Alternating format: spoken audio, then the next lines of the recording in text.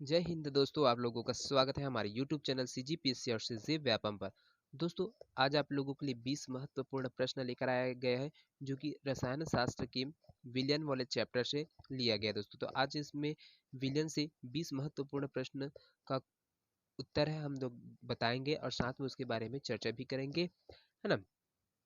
तो जितने भी नए दोस्त हमारे इस वीडियो को पहली बार देख रहे होंगे वो हमारे चैनल को अवश्य सब्सक्राइब करिएगा, साथ में बेल आइकन को भी प्रेस करिएगा ताकि आप लोगों को नोटिफिकेशन के माध्यम से हमारा जो वीडियो है जो आगामी है ना अपलोड होते रहेंगे वो सब चीज़ आप लोगों को नोटिफिकेशन के माध्यम से मिलता रहेगा। दोस्तों, ये वीडियो है जो प्रयोगशाला तकनीशियन के एग्जाम के दृष्टिकोण से बहुत ही ज़्यादा महत्वपूर्ण है, जो आगामी 6 तारीख को होने वाला 6 अक्टूबर को आपको संडे का एग्जाम है, तो उसके दृष्टिकोण से बहुत ही ज़्यादा महत्वपूर्ण है दोस्तों। और इस चैप्टर से आपको 1 से 2 क्वेश्चन है बिल्कुल देखने वाला मिलेगा ही मिलेगी, कंफर्म है, श्योर है। तो इसको बिल्कुल लास्ट तक देखिएगा, छोड़िएगा भी नहीं।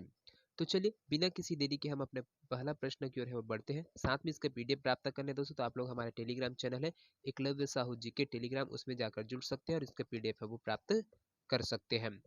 तो पहला प्रश्न है दोस्तों यहाँ पर, निम्न में से कौन सी इकाई विलयन की सांद्रण एवं उसके वाष्प दाबक के संबंध के लिए उपयोगी है? मोल प्रभाज, पार्ट्स प्रति मिलियन, द्रव्यमान प्रतिशत या फिर मोललता। तो क्या चीज है दोस्तों जो यहाँ पर क्या हो जाएगा, विलयन के सांद्रण और उसका जो वाष्प का दाब है उसके लिए उपयोगी होता है। तो ये हो जाएगा दोस्तों आपका जो ऑप्शन है, इसमें से जो ऑप्शन दिए गए उसमें दोस्तों आपका ऑप्शन ए है दोस्तों, बिल्कुल सही हो जाएगा यहाँ पर, है ना। जो मूल प्रभाज है दोस्तों आपका, है ना, मूल प्रभाज है वो हो जाएगा, क्या हो जाएगा, विलयन का सांद्रण और वाष्प दाब के लिए बहुत ही ज्यादा उपयोगी होता है दोस्तों, उपयोगी बहुत ही ज्यादा महत्वपूर्ण है। तो मूल प्रभाज होता क्या चीज है दोस्तों, इसके बारे में थोड़ा से हम लोग चर्चा करेंगे, है ना, कि मूल प्रभाज है क्या चीज और ये करता क्या चीज है और इसके लिए उपयोगी क्या चीज है। तो देखिए जो आपका जो मूल प्रभाज है ना, मूल प्रभाज है वो हो जाएगा आपका यहाँ पर जो निकलेगा, यहाँ पर जो मोल प्रभाज है वो क्या होता है, तो विलयन की जो सांद्रता को व्यक्त करने की दोस्तों विधि में से एक विधि है जिसको हम लोग मोल प्रभाज के नाम से है जानते हैं। तो यहाँ पर देखिए मोलरता है, मोलैलिटी है, नॉर्मेलिटी है, फॉर्मेलिटी से ये सब चीजें आपका जो सांद्रण के नापने की विधियां होती है उसमें से है ना। तो इसको ध्यान में रखिएगा, बहुत ही ज्यादा महत्वपूर्ण है। तो इसी बीच में हम लोग मोल प्रभाज के बारे में बात कर रहे थे। तो मोल प्रभाज है क्या चीज, तो मोल जिसको मोल फ्रैक्शन के नाम से जानते हैं दोस्तों, यहाँ पर क्या चीज हो जाएगा, फ्रैक्शन, है ना।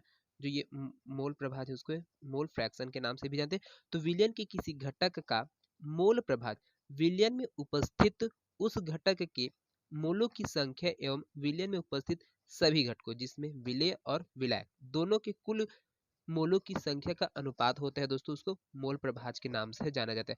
और जो मोल प्रभाज होता है दोस्तों उसको एक्स से है वो निरूपित किया जाता है। साथ में इसका भी दोस्तों जो मोल प्रभाज है उसका किसी भी प्रकार का क्या होता है, कोई भी प्रकार का जो इकाई है वो नहीं होता है, ये समान प्रकार के जो मोलों की संख्या उसी के अनुपात में होता है। और दोस्तों ये क्या है, ताप से क्या होता है, ताप से अप्रभावित रहता है। मोल प्रभाज है दोस्तों आपका ताप से अप्रभावित है वो रहता है। तो इसको भी आपको ध्यान में रखना है, बहुत ही महत्वपूर्ण क्वेश्चन है दोस्तों। चलिए अगला क्वेश्चन है, दूसरा नंबर का क्वेश्चन है, उसके ऊपर चर्चा करते हैं।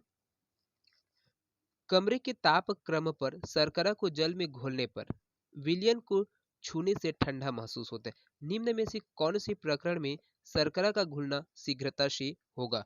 ठंडे जल में शर्करा के क्रिस्टलन से, गर्म जल में शर्करा के क्रिस्टलन से, ठंडे जल में शर्करा के चूर्ण से या फिर गर्म जल में शर्करा चूर्ण से। तो यहाँ पर देखिए जो चारों ऑप्शन दिया गया है ना, उसके आधार पर बताइएगा कि कौन सा वाला जो ऑप्शन है वो बिल्कुल सही हो जाएगा दोस्तों।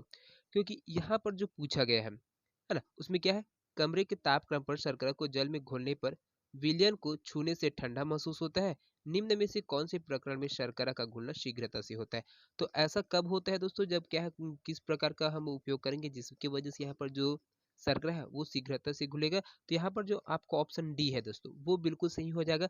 गर्म जल में हम शर्करा चूर्ण है ना, गर्म जल है उसमें शर्करा चूर्ण को हम लोग डालेंगे तो वो बहुत ही जल्दी से है दोस्तों घुल जाता है। चलिए अगला क्वेश्चन है, तीसरे नंबर का क्वेश्चन है यहाँ पर, साम्यावस्था पर ठोस विलेय की वाष्पशील द्रव्य विलायक में विलेयता की दर क्या है दोस्तों? साम्यावस्था पर ठोस विलेय की वाष्प द्रव्य विलायक में विलेयता की दर क्या होती है? क्रिस्टलीकरण की दर से कम होती है, क्रिस्टलीकरण की दर से अधिक होती है, क्रिस्टलीकरण की दर के बराबर होती है या फिर शून्य होती है। तो क्या होगा दोस्तों, यहाँ पर जो वाष्पशील द्रव्य विलायक है उसकी जो विलेयता की दर है वो हो जाएगा दोस्तों आपका ऑप्शन सी है दोस्तों, बिल्कुल सही हो जाएगा। क्रिस्टलीकरण की दर के क्या होते हैं, बराबर होता है दोस्तों। चलिए चौथा नंबर का क्वेश्चन है, बहुत ही महत्वपूर्ण क्वेश्चन है दोस्तों, इसमें आपको निकालना है एक बीकर में पदार्थ ए का विलयन है, विलयन में ए की थोड़ी मात्रा विलयन में मिलाने पर पदार्थ ए का अवक्षेपण हो जाता है। तो ये किस प्रकार का विलयन है? संतृप्त विलयन है, अति संतृप्त विलयन है, असंतृप्त विलयन है या फिर सांद्रित विलयन है। तो किस प्रकार के विलयन होगा दोस्तों, यहाँ पर कोई भी बीकर है उसमें पदार्थ ए विलयन रखा गया, उसमें विलयन ए की जो थोड़ी सी मात्रा है वो विलयन में मिलाने पर पदार्थ ए की जो अवक्षेपण है वो दोस्तों, पदार्थ ए है उसमें क्या हो जाता है, अवक्षेपण होने लगता है। तो इस प्रकार का जो विलयन है वो क्या कहलाता है? तो इसका जो करेक्ट आंसर होगा दोस्तों वो हो जाएगा आपका ऑप्शन बी है दोस्तों, बिल्कुल से हो जाएगा, अति संतृप्त विलयन है कहलाता है।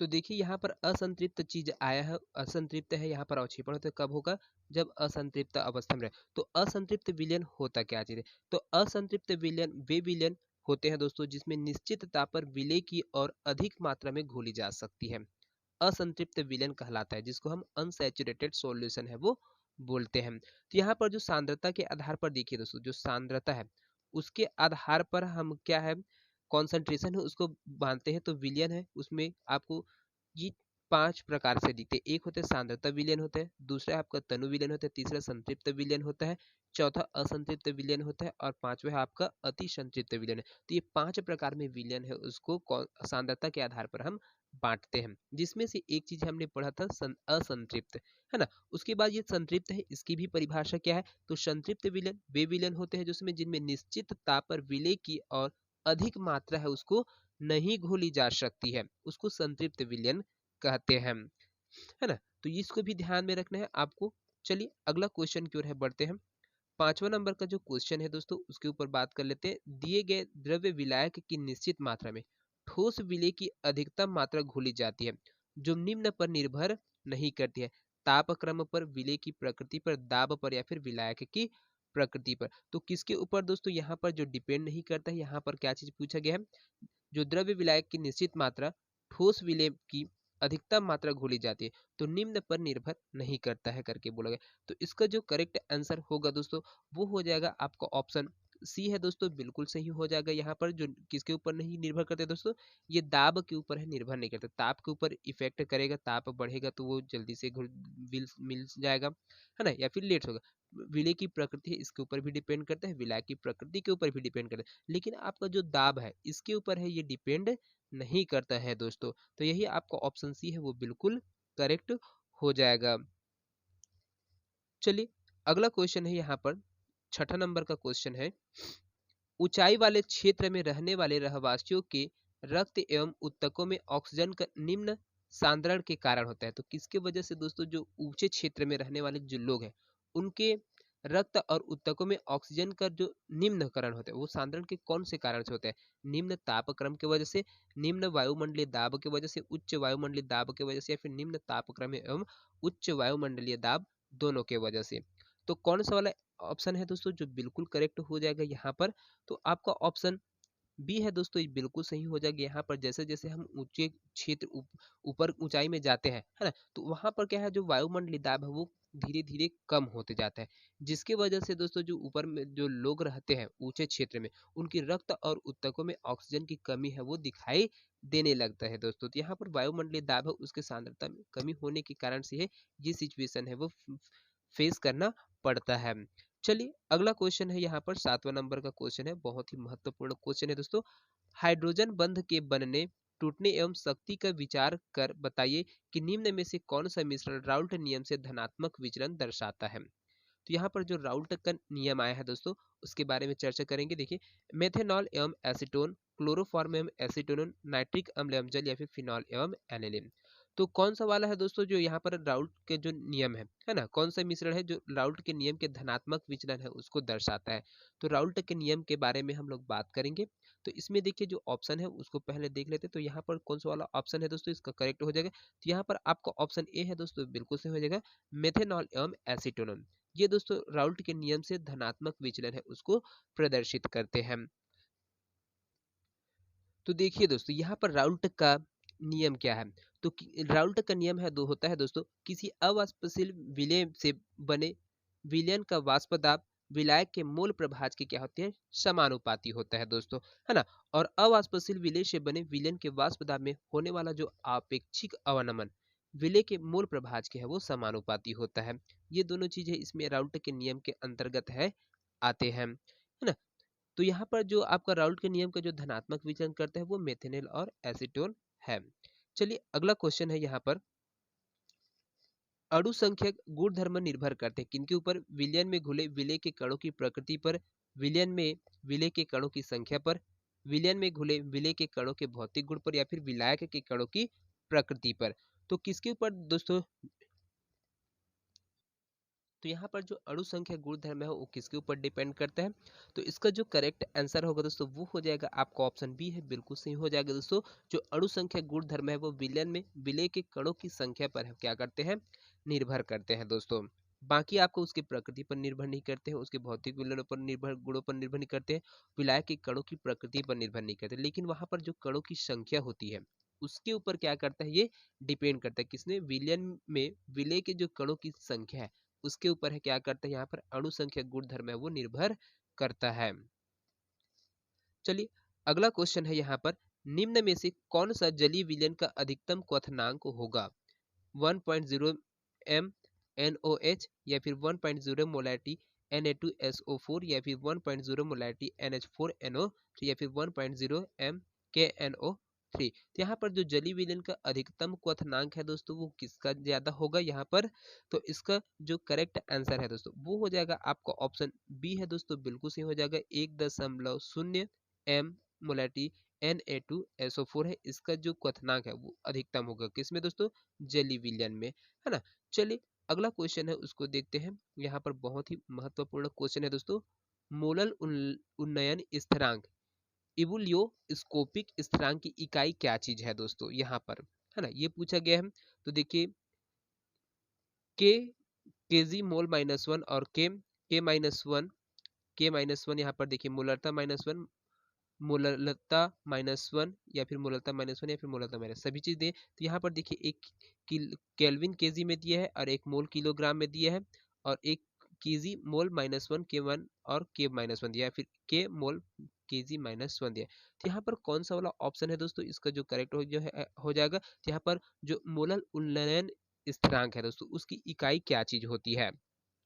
तो इसका जो इकाई है दोस्तों वो हो जाएगा आपका ऑप्शन ए है दोस्तों, बिल्कुल से हो जाएगा, के केजी मोल -1 और के मोललता -1 है, इसका क्या हो जाएगा आपका मोलल उन्नयन स्थिरांक है वो हो जाता है दोस्तों। तो यहाँ पर मोलल उन्नयन स्थिरांक है दोस्तों उसके बारे में थोड़ा से क्या चीज होता है उसको जानकारी देते हैं। तो यहाँ पर देखिए दोस्तों जो मोलल उन्नयन स्थिरांक है उसकी परिभाषा क्या चीज है दोस्तों।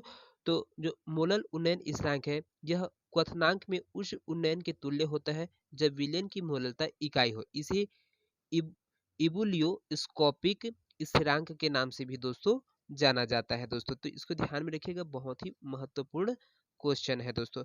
चलिए अगला क्वेश्चन है यहाँ पर 11वां नंबर का क्वेश्चन है यहाँ पर, 0.01 मोलैरिटी ग्लूकोज विलयन एवं 0.01 मोलैरिटी मैग्नीशियम क्लोराइड विलयन का हिमांक में अवनमन की तुलना करने पर समान होगा, लगभग 2 गुना होगा, लगभग 3 गुना होगा, या फिर लगभग 6 गुना होगा दोस्तों।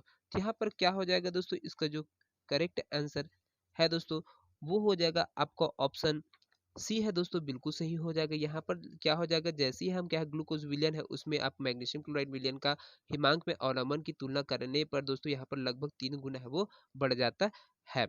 चलिए अगला हो जाएगा क्वेश्चन यहाँ पर दोस्तों 12वां नंबर का, एक कच्चे आम को लवण के सांद्रण विलयन में रखकर अचार बनाते हैं तब वह सिकुड़ जाता है क्योंकि यह परासरण के कारण जल प्राप्त करता है।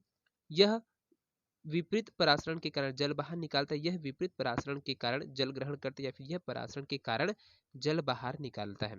तो क्या होगा दोस्तों, जैसे ही कच्चा आम को हम लवण के सांद्र विलयन में रखकर अचार बनाते हैं तो वह सिकुड़ जाता है। उसका कारण क्या है दोस्तों? सिकुड़ने का वजह क्या है? कच्चा आम है उसको अगर कोई भी जो कॉन्सेंट्रेटेड सॉल्यूशन है उसमें हम रखेंगे तो उसका जो अब जब अचार बनेगा दोस्तों तब वह सिकुड़ जाता है, जाहिर सी बात है। तो इसमें किसी प्रकार का जो क्रिया है वो हो रहा है। तो इसका जो करेक्ट आंसर होगा दोस्तों वो हो जाएगा, यह परासरण के कारण जल बाहर निकलने लगता है दोस्तों, है ना। अंदर से बाहर की ओर है वो जा रहा है, मतलब आम के अंदर से दोस्तों वो जो आपका विलयन विलयन है उसकी तरफ बाहर की तरफ है वो जा रहा है ना। तो इसलिए क्या है, तो यह पराशरण के कारण जल है वो बाहर निकलता है दोस्तों। किससे निकलता है? आम से है निकलता है, जिसकी वजह से आम है वो सिकुड़ने लग जाता है दोस्तों। चलिए अगला क्वेश्चन है, देखते हैं 13 नंबर का क्वेश्चन है। क्या क्वेश्चन है? दिए गए ताप पर एक पदार्थ की सांद्र विलयन का परासरण दाब कितना होता है दोस्तों? इसके तनु विलयन से उच्च होगा, इसके तनु विलयन से निम्न होगा, इसके तनु विलयन के समान होगा, या फिर तनु विलयन के परासरण दाब से तुलना नहीं की जा सकती है।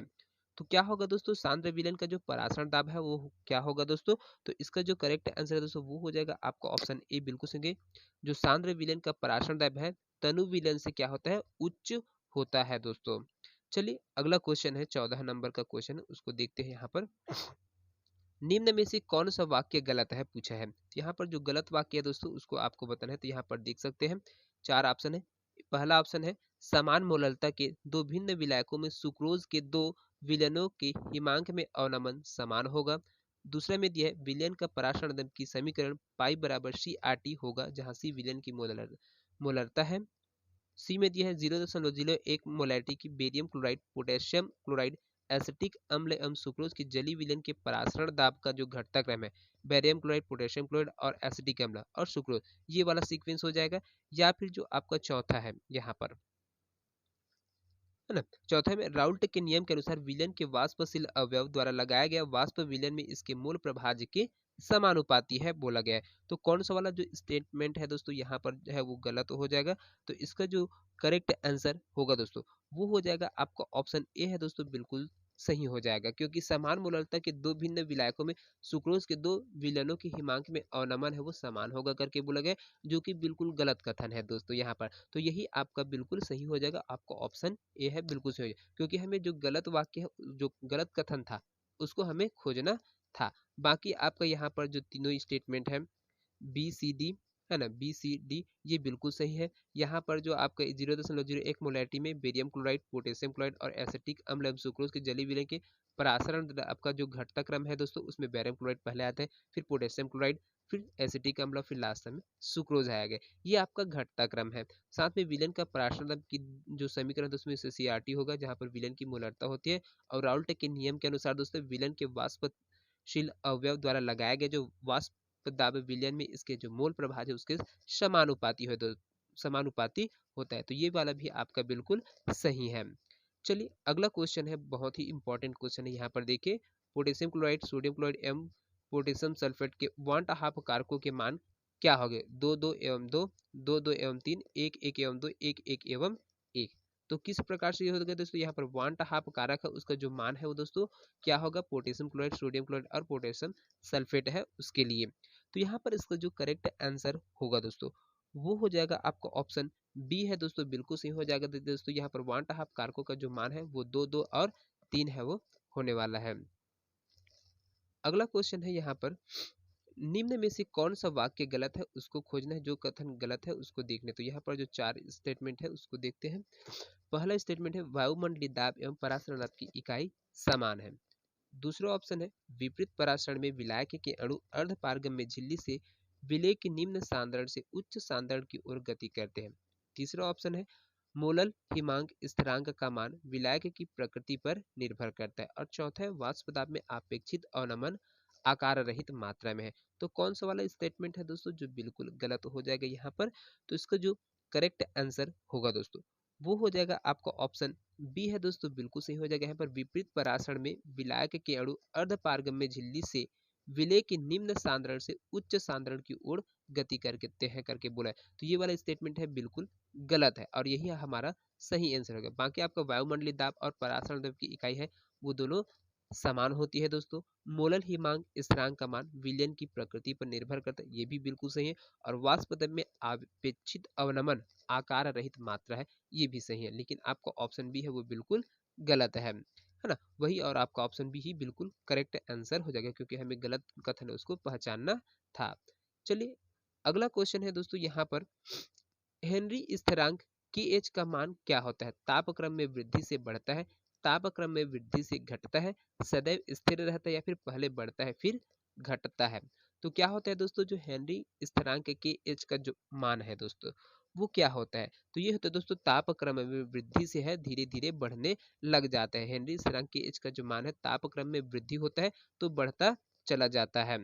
चलिए अगला क्वेश्चन है दोस्तों यहाँ पर 18 नंबर का है, हेनरी स्थिरांक की एच का मान है अधिक विलेयता वाले गैसों के लिए अधिक होता है, कम विलेयता वाले गैसों के लिए अधिक होता है, सभी गैसों के लिए स्थिर रहता है, या फिर यह गैसों की विलेयता से संबंधित नहीं है? तो यहाँ पर क्या हो जाएगा दोस्तों, हेनरी स्थिरांक की एच का मान है दोस्तों आपका, यहाँ पर क्या हो जाएगा, कम विलेय वाली गैसों के लिए अधिक होता है। ये वाला ऑप्शन बिल्कुल सही है दोस्तों। हेनरी स्थिरांक की एच का मान है वो कम विलेयता वाली गैसों के लिए क्या होता है, अधिक होता है। चलिए अगला क्वेश्चन है, चित्र पर विचार कर सही चुनाव है वो चिन्हांकित किन है? तो यहाँ पर देखिए दोस्तों, ये जो चित्र दिया है उसको एक बार ध्यान से देख लीजिए, इसको स्क्रीनशॉट ले लीजिए, उसके बाद देखिएगा और इसका आंसर है बताइए। पिस्टन ए दिया है, इसमें शुद्ध जल रखा गया है, 8 पीएम है, और पिस्टन बी दिया है, जल में नमक का सांद्र विलयन दिया है। तो यहाँ पर जो ये इसको देख ली, तो अब यहाँ पर जो क्वेश्चन है दोस्तों, है ना, जो स्टेटमेंट है उसको आपको ध्यान से देखना है, इसका आंसर है उसको आपको बताना है। यदि परासरण दाब से कम पिस्टन बी पर दाब लगावे तो जल स्लाइड ए से स्लाइड बी की ओर गति करेगा। दूसरे स्टेटमेंट, यदि परासरण दाब से अधिक पिस्टन बी पर दाब लगाएं तो जल स्लाइड बी से स्लाइड ए की ओर गति करेगा। तीसरा में यदि परासरण दाब के बराबर पिस्टन बी पर दाब लगावे तो जल साइड बी से साइड ए की ओर गति करेगा। या फिर आपका डी ऑप्शन में दिया है, यदि परासरण दाब के बराबर पिस्टन बी पर दाब लगाए तो जल साइड ए से साइड बी की ओर गति है वो करेगा। तो कौन सा वाला स्टेटमेंट है दोस्तों, यहाँ पर बिल्कुल यहाँ पर जो सही हो जाएगा, देखिए यहाँ पर जो एक बार और देख लीजिए चित्र को, ये है ना, चित्र पर विचार करना, सही चुनाव चिन्ह है उसका प्रतीक करना है, तो पिस्टन ए और पिस्टन बी दिए, तो कौन सा जो चारों ऑप्शन है दोस्तों आ जाएगा। अगर हम पिस्टन ए में अगर देते हैं तो इधर से इधर जल जाएगा, या फिर पिस्टन बी में अगर प्रेस करते हैं तो बी से ए की तरफ है वो स्लाइड करते हुए जाएगा। तो इसका जो करेक्ट आंसर आएगा दोस्तों, वो हो जाएगा आपका ऑप्शन बी है दोस्तों, बिल्कुल सही होएगा। यदि परासरण दाब से अधिक पिस्टन बी पर दाब लगाएंगे तो जल स्लाइड है बी से साइड ए की ओर है वो गति करने लगेगा, है ना।